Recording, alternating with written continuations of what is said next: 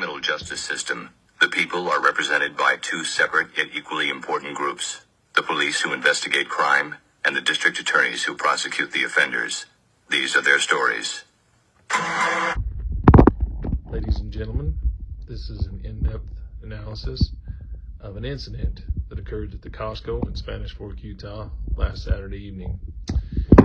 For the first exhibit of this story, I'd like to present an overhead map of the Costco in Spanish Fork, Utah. You can see this Costco is structured much like any other Costco with the gas pumps out front. This is where the incident occurred. You can see those gas pumps, you can see painted lanes, you can see those cars lined up to get gas rather cheaply at Costco. It's usually in high demand.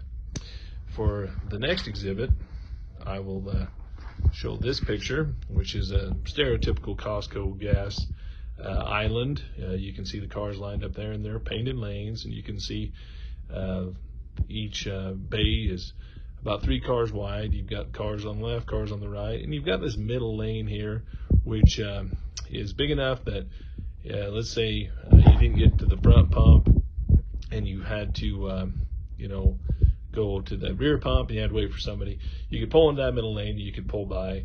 You wouldn't have to wait in line. Quite often Costco is quite busy and you got to wait quite a while to get in to the gas pump. And hey, if you can get by in that middle lane, just get by. For my next exhibit, you can see here, this is the truck of the offender. You can tell it's a late model Chevy Colorado, and this is the vehicle that was involved in the incident on last Saturday evening. Now, this is where the story begins to break down, and where it's obvious that the story was a fabrication. The first story we heard, the car that was involved in the altercation was an actual BMW. Now that story changed very quickly, and the car that ended up being the incident was this was a Porsche. Again, defendant who did not keep his story straight seems to have an issue with which car it was.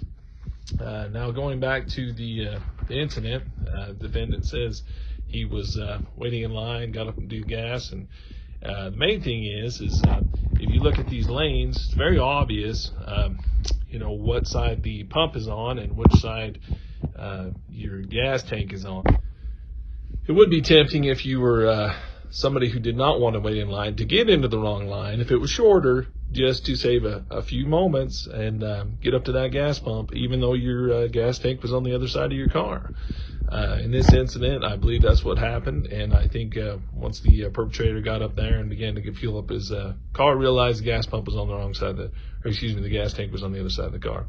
So he got out and got into this middle lane. You can see that middle lane, kind of let's call it a courtesy lane, to get your car out of line to get the pumps all to get going there. So anyway, so just to illustrate kind of what went down, the Porsche, we'll call this the Porsche pulled out into the lane and attempted to come up this middle lane right here. Now we've got a scale model here of the perpetrator. So you can see the perpetrator is out into this courtesy lane. He's making it so this Porsche can't get by. Porsche tried to squeeze by. There was an altercation. It's obvious that the perpetrator was in the wrong. Anyway, I think the evidence speaks for itself. May God have mercy on his soul.